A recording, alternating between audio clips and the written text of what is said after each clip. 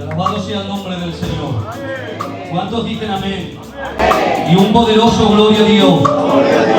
Dios está en este lugar.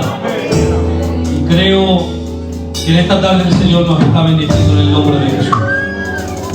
Rápidamente voy a ir directamente al mensaje donde el Señor en estos días administraba mi vida y me daba una palabra en la cual he titulado el test de la conciencia. Hoy quiero abordar un tema, voy a estar poquito tiempo, no se preocupen por el tiempo, pero sí voy a decir lo que el Señor ha puesto en mi corazón. Quiero hablar de la conciencia. Tengo que decir, hermanos, que la conciencia lo tiene todo ser humano, seamos cristianos o no, porque la conciencia es algo, iglesia del Señor, que reside en el alma. Luego está en qué estado se encuentra la conciencia. Tengo que decir, hermanos, que la conciencia es la voz interior de la persona que te habla sin que nadie lo escuche. Esa voz que te habla para decirte qué bien lo has hecho, o a la misma vez te habla para decirte qué mal lo has hecho. ¿Cuántas veces, iglesia del Señor, nos han dado, por ejemplo, dinero de más y rápidamente lo hemos cogido, lo hemos guardado al bolsillo, y esa voz interior nos habla y nos ha dicho que lo que hemos cogido no está bien? Sin embargo, nosotros le hemos dicho a la voz interior que la cosa está muy mal y la hemos cogido para pagar algún recibo. Pero hay otras veces que hemos pagado con 5 euros en algún lugar y nos han querido dar la vuelta de 50 y rápidamente hemos dicho: perdone, pero ese dinero no es mío. Y esa voz interior te ha vuelto a hablar diciendo que así es como verdaderamente se comporta un hijo de Dios. Y tú me dirás: Daniel, ¿y cómo sé yo que es la conciencia y no es la voz del Señor? Por una cuestión, y es que la conciencia la podemos callar, pero sin embargo, hermanos, la voz de Dios no hay quien la calle. Porque cuando la voz del Señor viene hablando una vida, tengo que decir que esa vida es confrontada por medio de la palabra del Señor.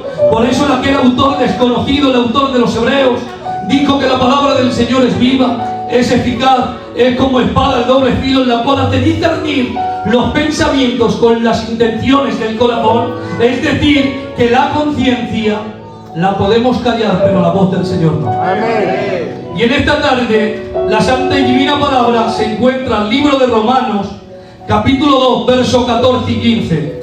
Y leemos en el nombre del Padre, del Hijo y del Espíritu Santo. Amén. Amén. Amén. Y dice así: porque cuando los gentiles que no tienen la ley hacen por naturaleza lo que es de la ley, estos, aunque no tengan ley, son ley para sí mismos. Dice el 15: muestran las obras de la ley escritas en sus corazones, y su conciencia da testimonio, y sus pensamientos se acusan o se defienden mutuamente. Amén a la palabra del Señor. Miren, todos sabemos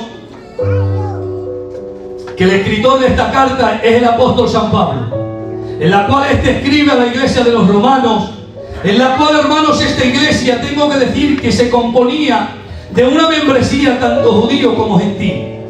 Uno de los problemas que tenía esta iglesia es que los judíos se sentían moralmente superior al pueblo gentil por el simple mero hecho de ser descendientes de Abraham, Isaac y de Jacob.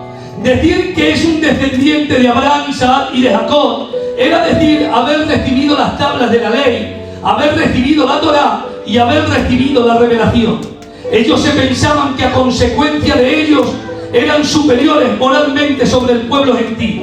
Tengo que decir que el apóstol San Pablo reconoce esta superioridad sobre el pueblo gentil, no porque fueran mejores que ellos, ni mucho menos, sino que a ser conocedores de la ley, el apóstol esperaba que sus conciencias reaccionaran a lo que exige la ley. Por eso el apóstol les escribe y les dice: y a vosotros os fue confiada la palabra del Señor. Pero escúchenme bien, en vez de hacer una ventaja para el pueblo judío, para muchos de ellos tengo que decir que se convirtió en una desventaja para ellos. ¿Por qué? Porque en vez de conducirlos a obediencia, humildad y vivir en los pies de Jesucristo, los llevó a pensarse que ellos se podían autojustificar ellos mismos. Por eso el apóstol le dice: vosotros que enseñáis a otros, dice, no sois capaces de enseñaros a vosotros mismos.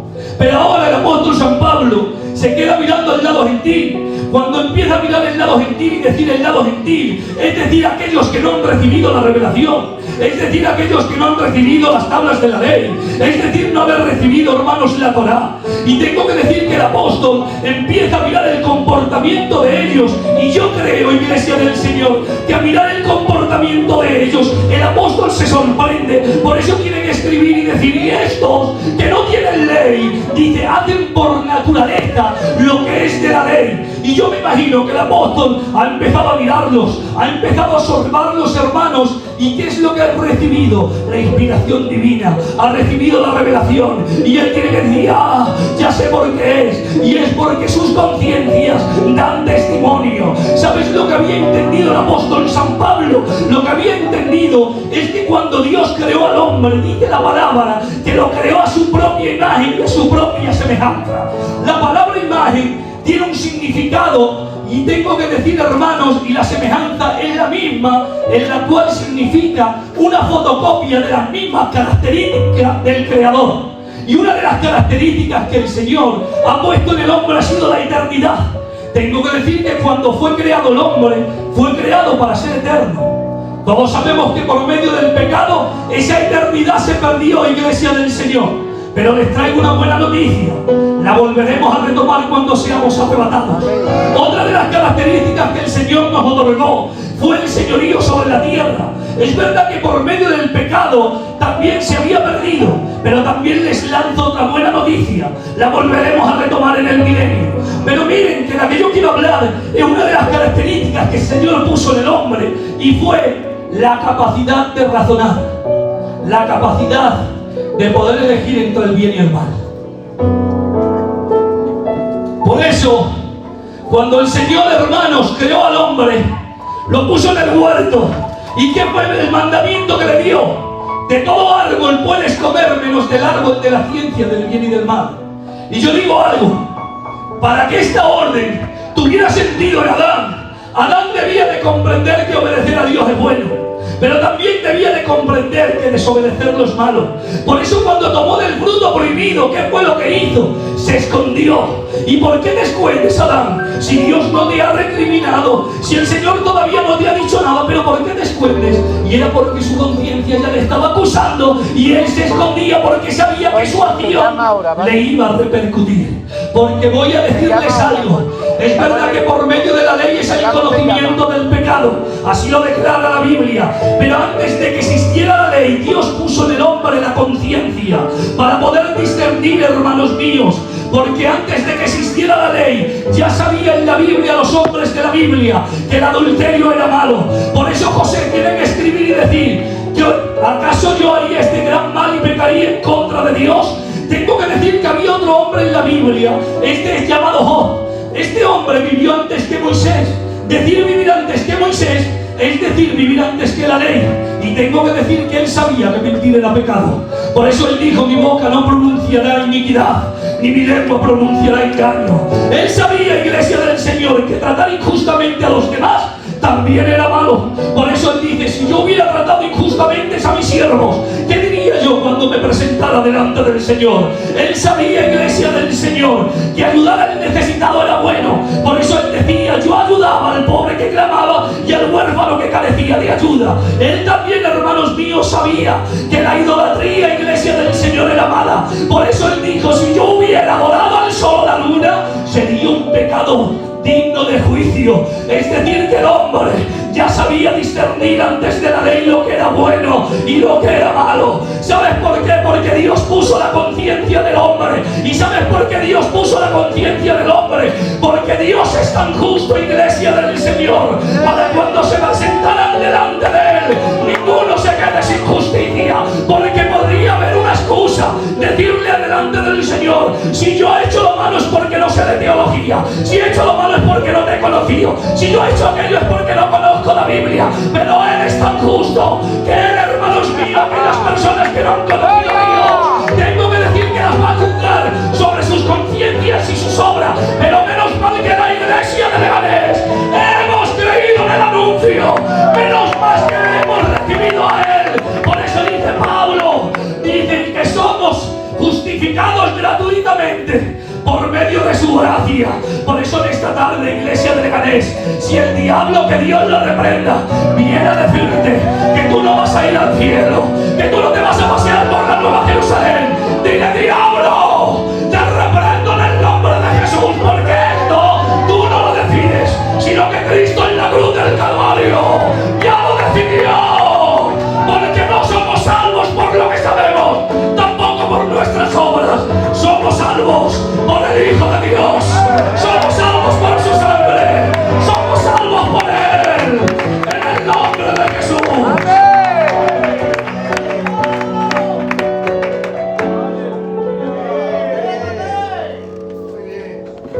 Miren, déjenme solamente compartirles un estado de la conciencia. En la Biblia yo he podido encontrar 3 estados de conciencia. Yo les he enumerado así: la conciencia que ha perdido la sensibilidad, la conciencia cauterizada y la conciencia viva, que es aquella que responde a la palabra del Señor. Escúchenme, el apóstol San Pablo le escribe a su hijo espiritual llamado Timoteo y le dice: Timoteo, te voy a revelar algo, te voy a decir algo, Timoteo. En los últimos tiempos habrá hombres amadores de sí mismos, que tendrán apariencia de piedad. Y le dice: ¿dónde está el problema? Dice: vete al capítulo 4. Dice: porque teniendo sus conciencias cauterizadas. Tengo que decir, hermanos, que una conciencia cauterizada no se cauteriza de un día para otro. Es decir, hoy vienes al culto, te has gozado en el culto y después vas al día siguiente y tú dices: ya no siento a Dios. No, sino la conciencia se empieza, hermanos míos, a cauterizar poco a poco, y lo primero que pierde es la sensibilidad. Escúchenme bien, cuando una persona normaliza el pecado en su vida, lo primero que empieza a sentir en su interior es el peso del pecado, es que empieza a dejar de fluir esos ríos de agua de vida. ¿Sabes lo que empieza a dejar de arder dentro de él, iglesia del Señor? Es ese fuego, es el fuego que tenemos dentro. Pero escúchame bien lo que te voy a decir: si algo desea Dios por encima de todas las cosas, es que ese fuego no se apague, es que ese fuego siempre siga vivo en el nombre de Jesucristo. Por eso hay a veces, hermanos, cuando nosotros queremos anormalizar el pecado, el Señor tiene que utilizar sus métodos para que una conciencia no pierda la sensibilidad. Y uno de los métodos que el Señor utiliza es la disciplina. La disciplina no es porque como yo he desobedecido al Señor, el Señor viene y me castiga. No, eso el Señor lo hace porque te ama. La palabra me enseña que el que ama a ese el Señor disciplina. Y el Señor me llevaba al profeta Jonás, donde tengo que decir, hermanos, que le viene la palabra del Señor a Jonás y le dice: Jonás, vete y predica la palabra de arrepentimiento en Nínive. Él rehúsa ir, pastor. Y dice la palabra, y pagando su pasaje, coge un barco en dirección a Tarsis. Tengo que decir, iglesia del Señor, que cuando se ha montado en el barco, dice la Biblia, nos declara que se ha levantado una fuerte tormenta. Dice que tan grande era la tormenta que pensaban que el barco se iba a partir. Pero dice la palabra que él, mientras tanto, se ha ido a la bodega. La bodega empezó a indagar, yo no sabía lo que era, y es el sótano del barco, es la profundidad del barco, donde se guarda lo que no se ve en el barco. Y yo les voy a decir, la iglesia del Señor, sin rodeo, lo que el Señor me administraba. Déjenme ustedes decirles lo que el Señor ponía en mi corazón cuando yo podía comprender esto. ¿Sabes lo que el Señor me administraba? Que hay muchas personas que tienen pecados ocultos. Hay muchas personas que tienen malos hábitos, que tienen malos comportamientos. Pero también el Señor me decía algo: diles este mensaje, que hoy es el día de poder sacarlos, de que hoy es el día de que ellos se arrepientan. No que vengan a mí, porque yo soy malo, te voy a juzgar y encima te voy a señalar. Pero te recuerdo que hay uno, iglesia, que ese no apunta, que ese no señala. Ese se llama Jesucristo, en la cual, iglesia del Señor, hoy es el día que te acerques a Él a confesarlo, porque su palabra me enseña que si confesamos nuestros pecados, Él es justo para poder perdonarlos. Pero él estaba dormido. Y estaba dormido. Y ha venido el capitán del barco y le dice: ¿qué tienes, dormilón? Levanta. ¿No ves la que está cayendo? Estamos orando y tú estás ahí. Ya sabemos la historia para ir rápido. En la cual él es el que dice que es el causante de la tormenta, lo reconoce. Es cogido y es echado a la mar. Venga al mar. Viene aquel gran pez preparado, en la cual se lo trae durante 3 días. En el vientre de aquel gran pez. Y cuando él está en ese pez, hermanos míos, reconoce la necesidad del Señor. Por eso él escribe en el capítulo 2 y dice: en el día de mi angustia yo clamé y tú me oíste.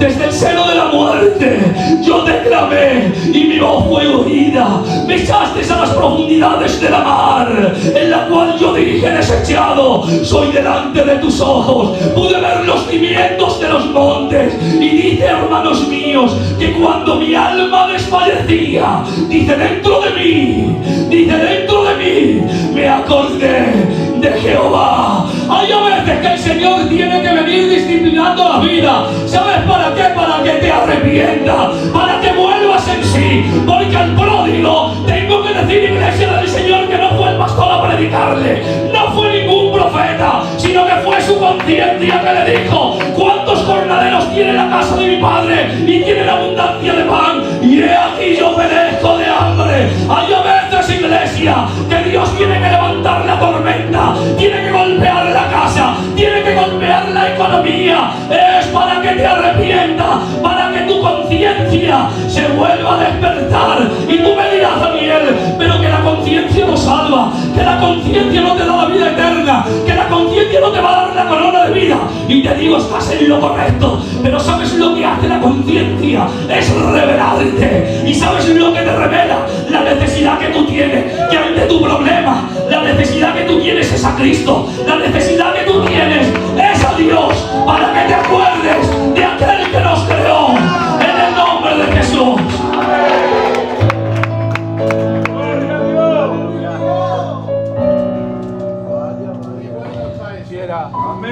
Y miren, déjenme terminar. La conciencia, lo digo de paso, cauterizada, es aquella que resiste la voluntad del Señor, que aún el Señor viene disciplinando, viene azotando, viene golpeando, y ellos siguen, hermanos míos, resistiendo la voluntad del Señor. ¿Por qué? Porque son personas amadoras de sí mismos y son personas egoístas. Pero escúchenme, hay una solución todavía para eso, y es que dice el autor de los Hebreos que la sangre de Cristo limpia toda conciencia de una forma, para que sirvamos al Señor. Pero escúchenme bien, déjenme ustedes hablarles en esta tarde de la conciencia viva. 2 minutos, de verdad. Tengo que decir, hermano, que una de las cosas que tiene la conciencia es que se puede adoctrinar. Escúchenme bien, hay en muchos países de por ahí fuera que matar a una persona es como ir a comprar una barra de pan. Es algo tan normal que ellos, hermanos, salen a la calle, van con un arma, y si tienen que matar a uno, lo matan. Y tengo que decir, hermanos, que estamos en los tiempos en la cual a los buenos llamamos malos, de luz hacemos tinieblas, de tinieblas se hace luz. Tengo que decir que estamos en un tiempo que en los colegios, hermanos, quieren adoctrinar a los niños para que lo malo lo vean bueno. Estamos viendo la televisión y estamos viendo cosas en la televisión en la cual nos quieren adoctrinar, hermanos míos, nuestra conciencia, para que el pecado sea algo tan normal como la vida misma. Y en estos tiempos que nosotros estamos viviendo, la Biblia también me revela que el pueblo de Israel ya lo vivió. La palabra del Señor me enseña que el rey Josías, pero antes de reinar el rey Josías, reinaron 2 reyes. El rey Amnón, si no me equivoco, y el rey Manasés. Dice, hermanos, que Manasés se atrevió, escúchenme bien, se atrevió a meter en el templo la idolatría y hacer altares a dioses falsos.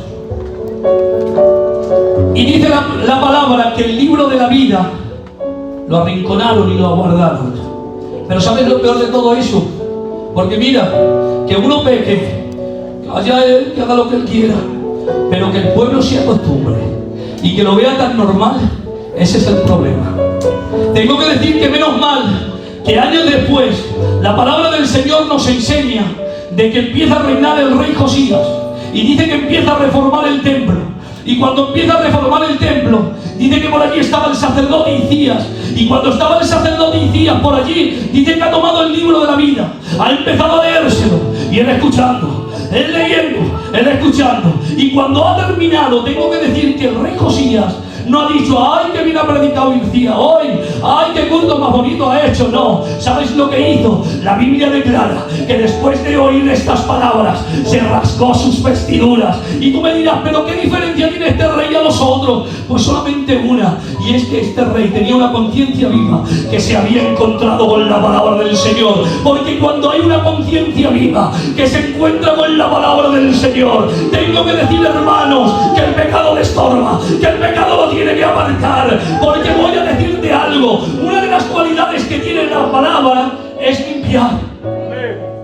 Por eso dice el apóstol, dice, y este es nuestro tesoro, el testimonio de nuestra conciencia. Miren, termino con esto. La palabra del Señor nos habla, nos dice de que Pablo y Silas, golpeados y metidos en una cárcel injustamente, cuando están golpeados y metidos en aquella cárcel injustamente, la palabra nos enseña que ellos siguen adorando y siguen glorificando el nombre del Señor. Cuando ellos están adorando y glorificando el nombre del Señor, viene el repente de Dios a esa cárcel. Y tengo que decir que sus grilletes se han desatado y las puertas se han abierto. Cuando se han abierto, hermanos míos, yo estando viendo esto, yo decía, se le ha abierto la puerta, se le han quitado los grilletes. Digo, si estamos yo y mi primo Inorio, fuéramos visto la oportunidad perfecta para poder escapar. Y seguramente que mi primo Inorio, mientras salíamos, me haría una poesía y diría, esto es la oportunidad que el Señor nos ha dado. Tengo que decir que eso sería así, pero dice la palabra del Señor que ahí estaba el apóstol y Silas, y se han quedado. ¿Y por qué te quedas, apóstol? Porque tengo que decir que el carcelero ha tomado una espada en la cual se iba a quitar la vida, y le dice el apóstol, no te hagas ese gran mal, porque nosotros estamos aquí. Y yo pregunto, ¿por qué no te has escapado que tenías la oportunidad perfecta? ¿Sabes por qué no se escapó? Por una cuestión, porque prefería estar en la cárcel con una conciencia limpia que estar en libertad con una conciencia manchada. Señores, señoras, mejor que el oro, mejor que la plata, es tener una conciencia acorde a la palabra de Dios, porque no hay mejor cosa que dormir con una conciencia tranquila y respaldada por Dios. ¡Gloria a Dios! Por eso vamos a adoctrinar nuestras conciencias por medio de la palabra, porque la palabra te va a enseñar que mentir está mal, que robar está mal, que criticar está mal. Y es ahí, hermanos, aquel que no critica no tiene que tener miedo de nada. ¿Por qué? Porque me puedo juntar con el pastor, pero si yo lo critico digo, a ver si se va a enterar y encima me va a llamar la atención. Pero aquel que tiene una conciencia limpia va a cualquier lado, con la cabeza alta. ¡Amén!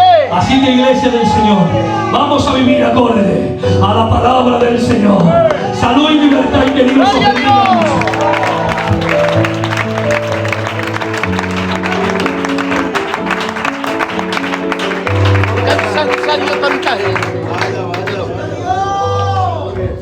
Que Dios bendiga a su siervo. Y esta hermosa palabra, ¿verdad? Que Dios te bendiga, Dani, porque Dios todo.